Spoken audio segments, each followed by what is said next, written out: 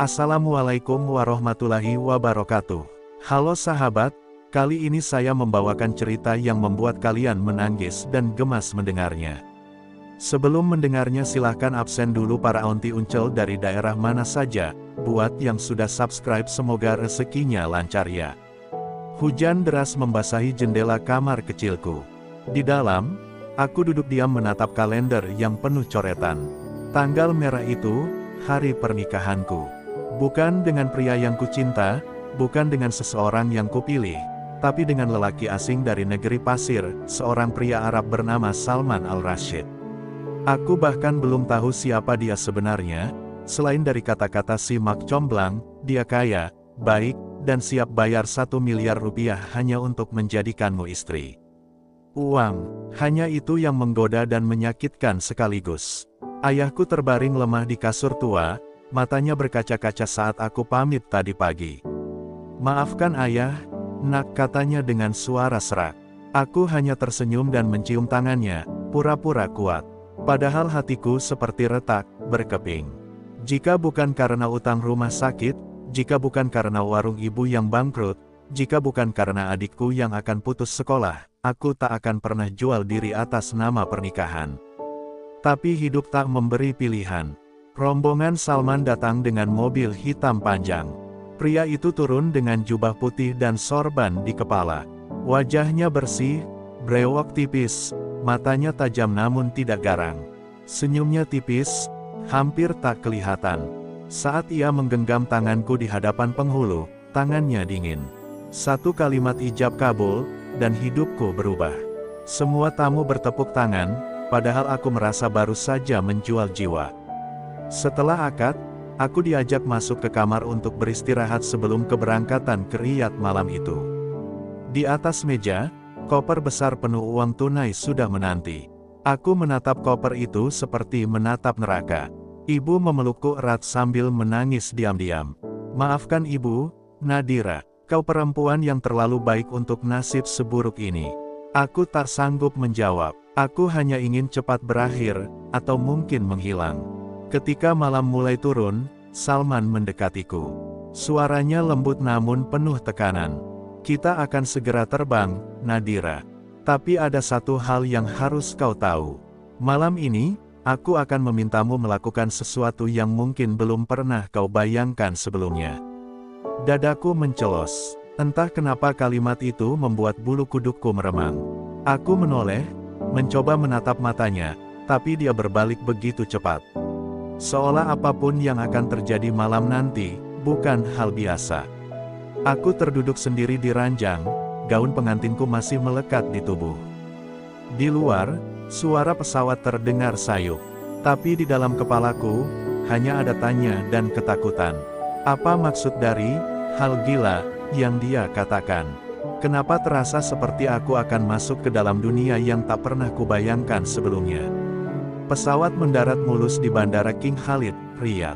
Udara panas menyambutku, berbeda jauh dari dinginnya malam di Indonesia. Tanganku masih menggenggam erat tas kecil berisi paspor dan doa ibu yang ditulis dalam secarik kertas.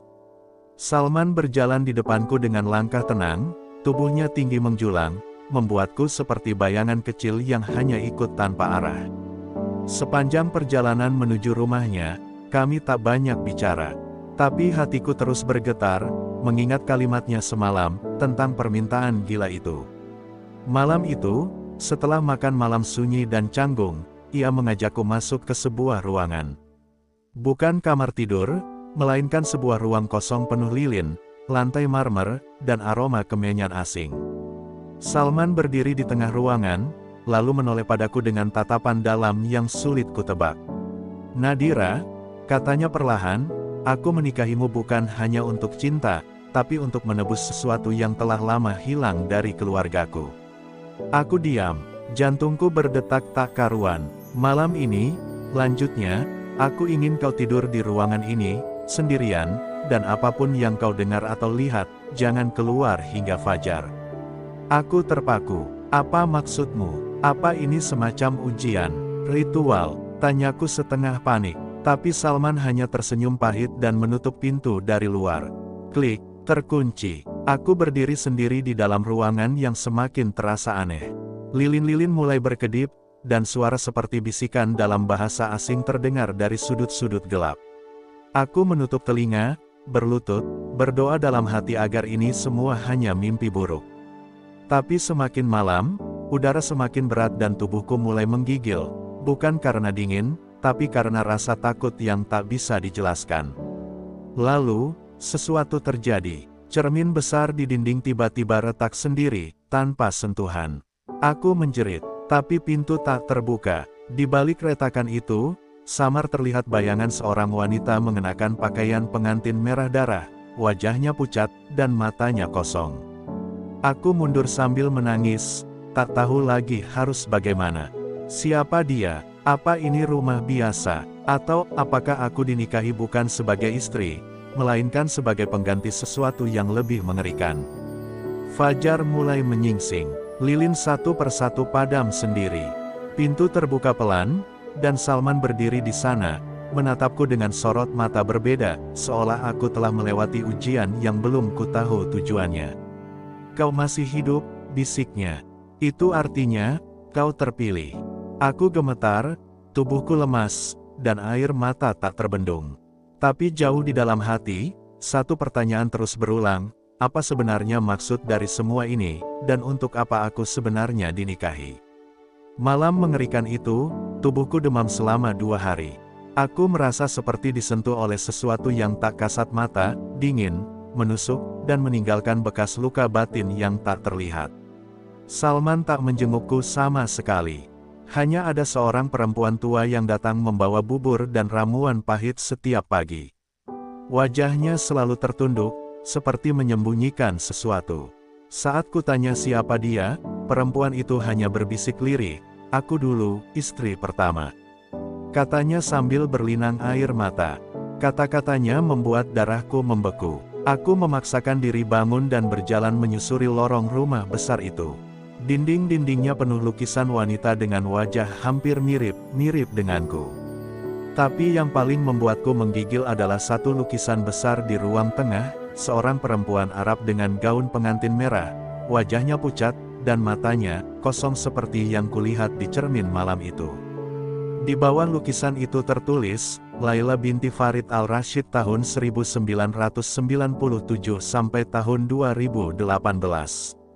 Dengan napas tertahan, aku kembali ke kamar dan memaksa Salman menjawab semua ini. "Siapa perempuan itu? Kenapa wajahnya mirip denganku? Dan kenapa kau kunci aku di ruang aneh itu?" Serbuku tanpa jeda. Salman menatapku lama, lalu berkata, "Laila adalah istriku. Dia mati malam pertama kami. Sejak saat itu, setiap tahun aku menikah, mencari pengganti, mencoba memanggilnya kembali." Suaranya berat, seolah menahan luka bertahun-tahun. "Kau, Nadira, kau yang paling mirip dengannya. Bahkan arwah Laila sendiri yang memilihmu." Aku mundur, napasku tercekat. Jadi aku dinikahi bukan karena aku, tapi karena wajahku yang seperti arwah masa lalu. Aku menangis, bukan karena takut, tapi karena sadar, aku bukan istri, aku tumbal. Aku ingin pergi, lari sejauh mungkin, tapi Salman mendekat. "Kau tak bisa pulang, Nadira. Jika kau pergi, keluargamu akan hancur. Ingat uang itu bukan cuma mahar, itu ikatan. Laila akan marah jika kau meninggalkannya." Kata-katanya mengunci langkahku seperti rantai besi. Malam itu, aku tidur dengan mata terbuka. Takut memejamkan mata karena bayangan Laila mungkin kembali. Tapi jauh di lubuk hatiku, satu hal telah kupastikan, aku harus mencari cara untuk keluar dari rumah ini. Sebelum aku jadi istri yang bernasib sama seperti Laila. Atau lebih buruk, menjadi tubuh baru bagi arwah yang belum rela mati. Malam ketiga di rumah itu, aku mulai merasa tak hanya diintai oleh kenangan Laila, tapi seolah jiwanya benar-benar tinggal di balik dinding rumah ini. Lilin-lilin sering padam sendiri, cermin kamar berembun meski tak ada uap, dan suara perempuan menangis selalu terdengar tiap lewat tengah malam. Aku tak lagi takut, rasa takutku telah berganti jadi tekad, aku harus tahu kebenaran rumah ini. Apa yang sebenarnya terjadi dengan Laila, dan kenapa arwahnya tak pernah benar-benar pergi. Saat semua tertidur, aku menyusuri lorong gelap menuju ruang penyimpanan di bawah rumah. Kuncinya kutemukan dalam buku tua yang kuselipkan diam-diam dari rak Salman. Di ruang bawah tanah itu, udara sangat dingin, seperti sedang berdiri di dalam liang kubur. Tanganku menggigil saat membuka satu peti kayu tua, dan di dalamnya, kutemukan benda yang membuat tenggorokanku tercekat, gaun pengantin merah dengan noda darah yang belum kering sempurna. Di sampingnya, cermin tua retak seperti yang ada di ruangan malam pertama. Dan di tengah retakannya, tampak bayangan wajah Laila, tersenyum. Aku mundur, hampir terjatuh, tapi seseorang menangkap lenganku. "Salman, kau tidak seharusnya ke sini, Nadira," katanya lirih. Matanya merah, bukan karena marah, tapi seperti sedang dirasuki sesuatu yang bukan manusia. "Semakin kau mendekat ke masa lalu, semakin Laila akan menginginkanmu." Tanganku berusaha melepaskan diri, tapi cermin tua itu tiba-tiba bersinar dan bergetar hebat. Dari dalamnya, muncul suara, bukan suara manusia. "Biarkan aku masuk, biarkan aku hidup kembali." Dengan seluruh keberanianku, aku menatap Salman. "Kau bukan sedang mencari istri, kau sedang mencari tubuh baru untuk arwah Laila, kan?" Tanyaku tajam. Salman tak menyangkal. Dia mati karena aku. Tapi dia tak mau pergi. Satu-satunya cara agar dia tenang, adalah jika dia hidup kembali dalam tubuh yang dia pilih sendiri. Katanya tenang, namun kalimatnya terasa seperti vonis kematian. Air mataku jatuh tanpa bisa kutahan. Aku bukan hanya dijual demi uang, aku dijadikan persembahan. Tapi aku belum menyerah. Saat Salman memalingkan muka, aku ambil pecahan cermin dan menyelipkannya dalam bajuku. Ini belum akhir, ini baru awal. Kalau Laila ingin hidup dalam tubuhku, dia harus tahu, aku juga bisa melawan, bahkan dari dalam neraka sekalipun. Malam kelima, suasana di rumah itu semakin tidak wajar. Angin bertiup dari arah yang tak ada jendela, dinding-dinding mengelupas seperti kulit terbakar, dan setiap langkahku terasa seperti berjalan di atas makam yang belum digali. Salman semakin jarang bicara. Ia seperti orang yang tak tidur selama berhari-hari, dan dari matanya, aku tahu, arwah Laila mulai menguasainya. Kadang ia memanggilku, "Laila," sambil tersenyum lembut, seakan tak sadar bahwa aku bukan perempuan itu. Aku memanfaatkan saat-saat sunyi itu untuk kembali ke ruang bawah tanah, membawa pecahan cermin yang telah kulilit dengan kain. Tapi ketika aku sampai di sana, aku dikejutkan oleh pemandangan paling memilukan, perempuan tua yang dulu memberiku bubur, rebah tak bernyawa di sudut ruangan, di tangannya, tergenggam liontin emas yang bagian belakangnya bertuliskan, "Untuk Laila, dari Ibu." Tuhan, dia adalah ibu Laila. Dan kini, arwah anaknya membunuh tubuh ibunya sendiri. Aku gemetar, bukan karena takut, tapi karena sadar bahwa Laila tak lagi peduli siapa yang hidup atau mati. Ia hanya ingin kembali. Saat aku mencoba melangkah keluar, pintu terkunci. Salman muncul, wajahnya sudah bukan wajah manusia sepenuhnya. Sorot matanya kosong, seperti boneka yang dikendalikan roh lain. "Saatnya, Nadira," ucapnya. "Dia akan masuk malam ini, saat bulan penuh. Kau harus menerima dia, biarkan dia hidup dalam tubuhmu." Aku teriak sekuat tenaga, "Tubuhku bukan rumah untuk arwahmu. Kalau dia ingin hidup kembali, biar dia rebut sendiri dariku."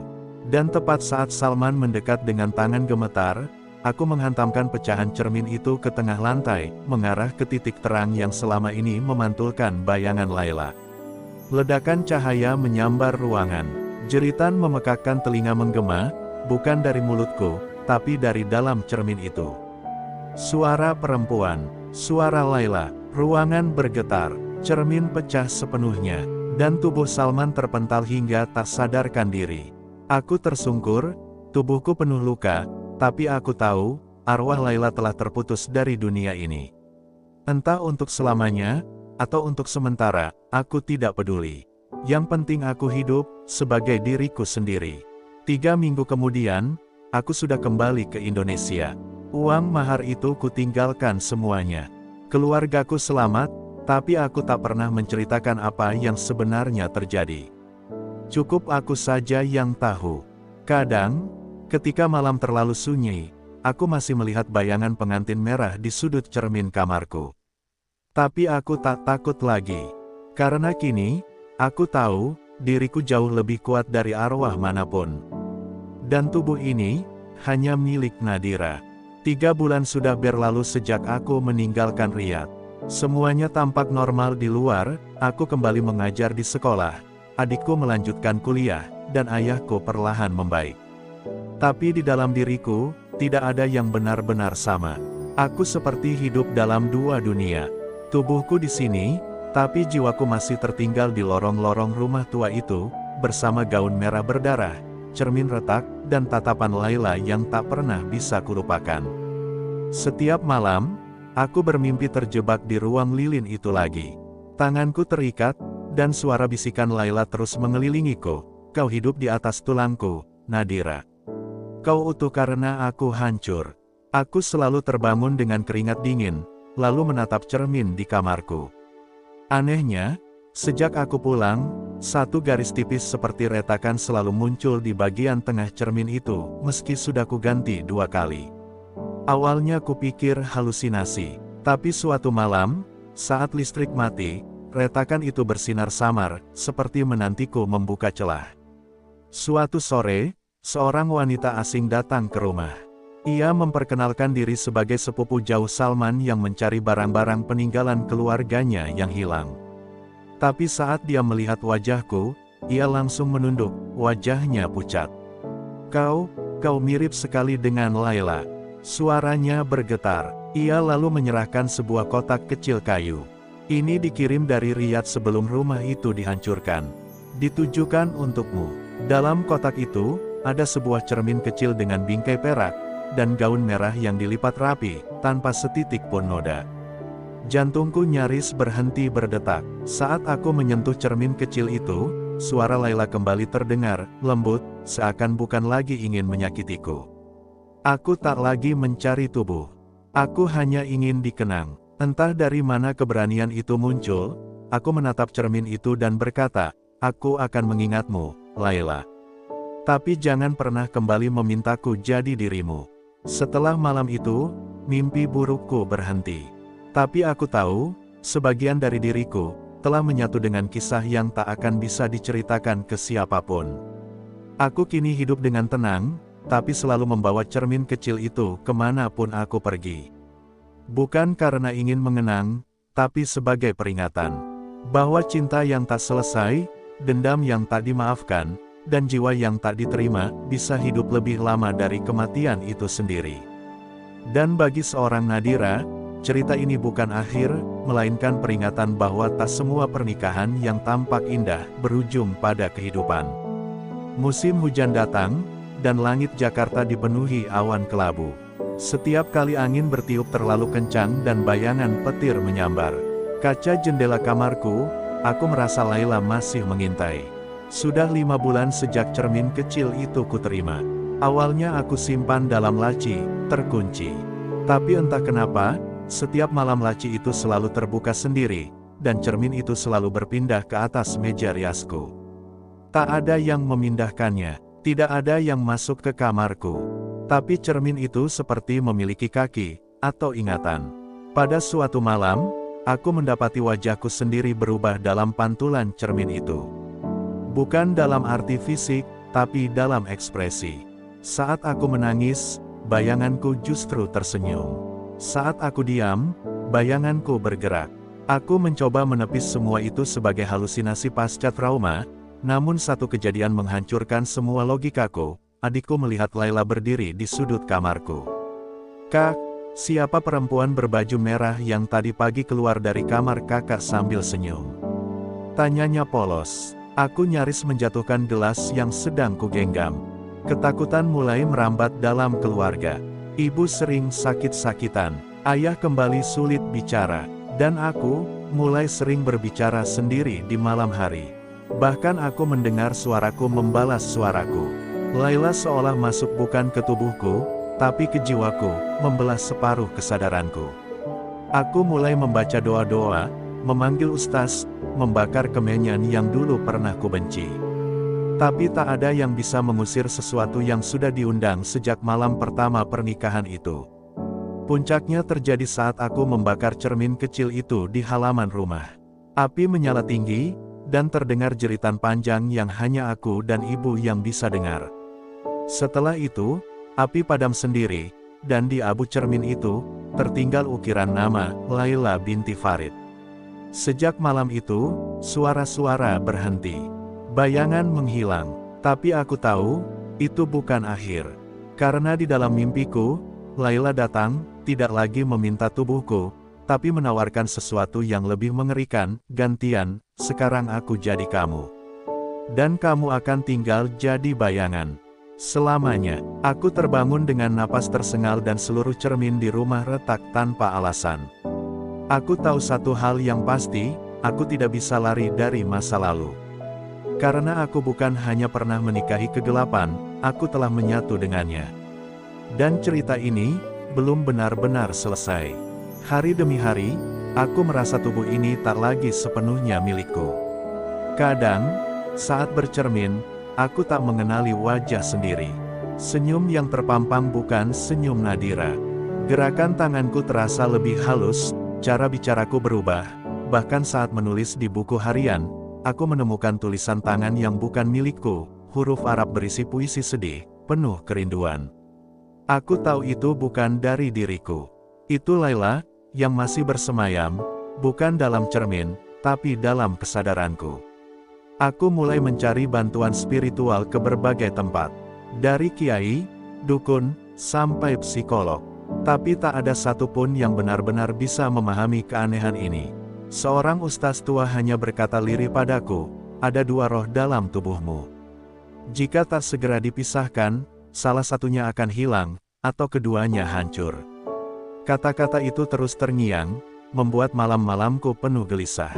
Siapa yang akan bertahan, aku, atau dia? Satu malam, Laila muncul dalam mimpiku, tak lagi memakai gaun pengantin, melainkan pakaian harian seperti perempuan biasa. Wajahnya lembut, aku lelah, aku ingin hidup, Nadira. Kau punya kehidupan yang kuimpikan. Rumah, keluarga, cinta, ucapnya. Tapi aku tak membalas. Di dalam mimpi itu, aku hanya memandangnya sambil menggenggam kalung peninggalan ibunya.